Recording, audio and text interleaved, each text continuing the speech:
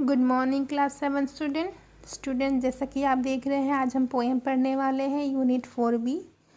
इस पिक्चर में देखिए क्या लग रहा है। एक बच्ची सोई हुई है, वो मुस्कुरा रही है।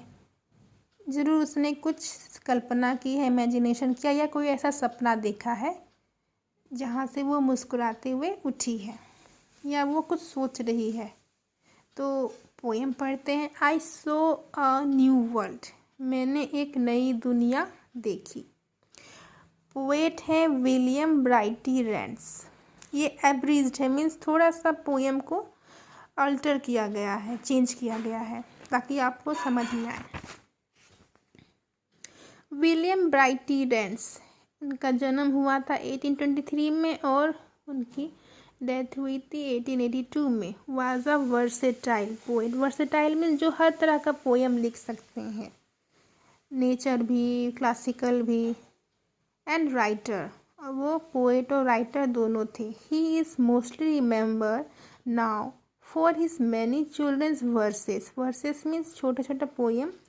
एंड इज 2 वॉल्यूम चौसस इंग्लैंड। चौसर जो है इंग्लैंड के फादर ऑफ पोएट्स कहलाते हैं, ठीक है। उन्होंने ही पोएम का स्टार्ट किया था लिखना। उन्हीं के बाद बहुत सारे पोएट आए जिन्होंने पोएम बहुत सारा लिखा। He also wrote many essays on various topics, especially for children. उन्होंने बहुत सारा पोएम लिखा है, ऐसे लिखा है सिर्फ चिल्ड्रन के लिए, स्पेशली मतलब मोस्टली उन्होंने चिल्ड्रन के लिए लिखा है। तो पोएम पढ़ते हैं हम। पोएम पढ़ने से पहले बिफोर यू रीड,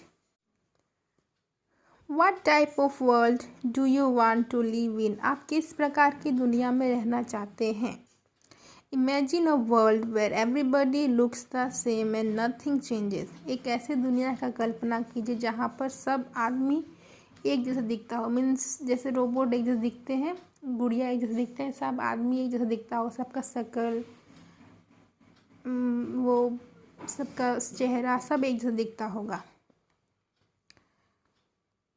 अब कुछ भी चेंज नहीं होता है, एक जैसा। घड़ी भी वहाँ पर टिक टिक नहीं करती होगी, ना वहाँ कौवा बोलता होगा, ना वहाँ बर्ड्स का चहचहाना होता होगा, ना गाड़ियाँ चलती होंगी, और तो और सारे आदमी एक जैसे दिखते होंगे। तो आप कैसे पहचानो कि आपकी मम्मी कौन है, पापा कौन है। In this poem a child dreams of such a world. इस पोएम में चाइल्ड ऐसी दुनिया को देखता है। रीड द एक चाइल्ड जो है ऐसी दुनिया को देखती है। Read the poem to know whether the child likes the new world और नॉट। हम इस पोएम को पढ़ के जानेंगे कि चाइल्ड को नया वर्ल्ड पसंद आया या नहीं। I saw a new world in my dream. मैंने एक नई दुनिया अपनी ड्रीम, न्यू मीन्स नई, नई दुनिया अपने ड्रीम यानी कि सपने में देखी। वेयर ऑल द फॉक्स यहाँ मीन्स लोग, पीपल, जहाँ सभी पीपल अलाइक एक जैसे थे दिखने में, एकदम सेम चेहरा, सब कुछ सेम, बनावट शरीर का, चेहरा सब कुछ सेम था। There was no child, there was no mother.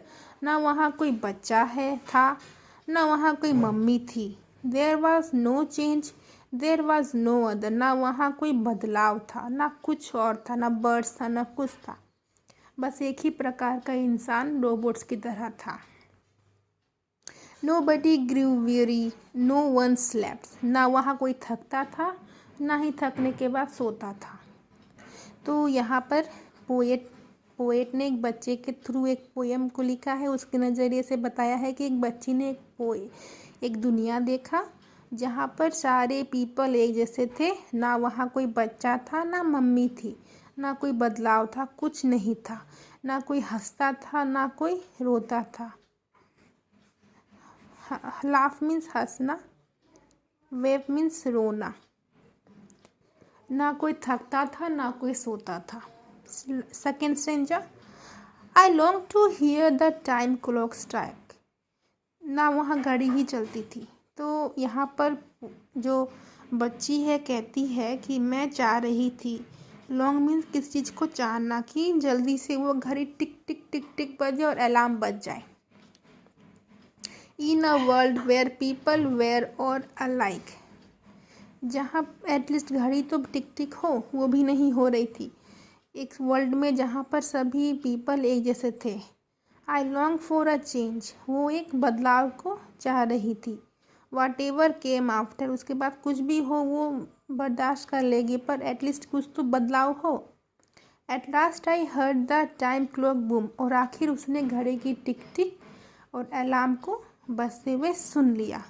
And walk from my dream in my little room, और अपने छोटे से रूम में वो जाग उठी। मतलब अभी तक वो सिर्फ सपना देख रही थी। वो अपने सुंदर से रूम में, उस जो अजीब सा वर्ल्ड था जहाँ सब एक जैसे थे, जहाँ ना घड़ी टिक टिक होती थी ना कौवा कुछ बोलता था, वहाँ से वो उठ गई।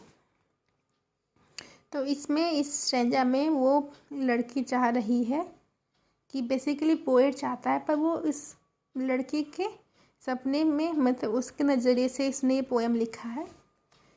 तो वो चाह रही थी कि जल्दी से घड़ी की टिक टिक हो, और वो जहाँ पर इस दुनिया में जहाँ घड़ी नहीं बजती है वहाँ घड़ी टिक टिक हो। वो एक बदलाव को चाह रही थी, उसके बाद कुछ भी आता वो सामना कर लेती। वो आई लॉन्ग्ड फॉर क्राइंग, वो रोने को चाह रही थी। आई लॉन्ग्ड फॉर लाफ्टर, वो सबको चाह रही थी कि सब हंसे, सबका एटलीस्ट रोए, एटलीस्ट हंसे। At last I heard the time clock boom, और आखिर में उसने घड़ी का टिक टिक और अलार्म का बजना सुन लिया। And walk from my dream in my little room, और अपने सपने से वो जाग उठती है। Last stanza. With a smile on her lips, my mother was nigh. Nigh means near, पास। और जब वो उठती है तो उसकी मम्मी मुस्कुराहट के साथ उसके सामने खड़ी थी, और मम्मी बाकी वहाँ पर सब कोई अलग अलग थे। I heard the baby crow and cry, अब वो जो एक कौवा का बच्चा था उसको क्राई करते हुए, उसको काँव काँव करते हुए सुनती है। And I thought to myself, और अपने आप में सोचती है, हाउ नाइस इट इज़, कितना अच्छा है ये दुनिया। For me to live in a world like this, जो मैं इस दुनिया में रह रही हूँ, वे थिंग्स कैन हैपन, जहाँ पर अलग अलग घटनाएं होती हैं, अलग अलग चीज़ें होती हैं। एंड क्लॉक्स कैन स्ट्राइक, जहाँ पर घड़ी भी टिक टिक बजती है, टिक टिक चलती है, और अलार्म भी बजता है। And none of the people are made alike, और कोई भी इंसान एक जैसा नहीं है, सब अलग अलग है। यहाँ पर मम्मी अलग है, पापा अलग है, ठीक है। तो कितना अच्छा दुनिया है ये। तो लास्ट में वो अपने सपने से जाग उठती है और कहती है कि उसकी मम्मी मुस्कुराहट के साथ उसके पास खड़ी है उसको जगाने के लिए। वो एक बेबी क्रो कौवे को काँव काँव करते हुए सुनती है, और वो इस दुनिया में रह रही है। वो बहुत खुश है कि यहाँ पर सब कुछ अलग है, यहाँ पर अलग अलग चीज़ें होती हैं, और घड़ी भी टिक टिक चलती है, ठीक है, और कोई भी पीपल एक जैसा नहीं है। तो स्टूडेंट्स, ये पोएम यहीं पर ख़त्म होती है। आई होप आपको ये पोएम समझ आई हो, ठीक है।